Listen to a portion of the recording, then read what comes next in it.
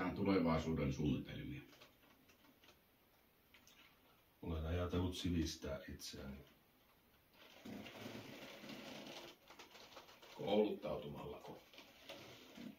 En.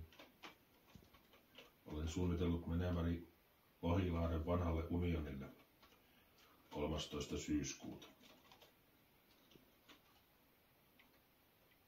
Miksi? Siellä on 3 rock'n'roll-orkesteria. Soittavatko ne siellä? Luulen niin. Siellä on varmasti tosi hauskaa. En osaa sanoa, mutta toivoisin. Tuleekohan sinne paljon ihmisiä? Ainakin orkesterit ovat lupautuneet tulemaan.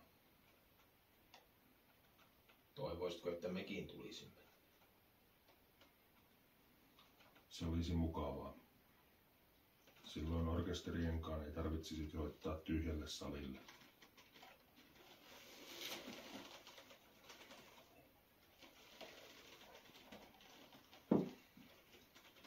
Tuleekohan sinäkin?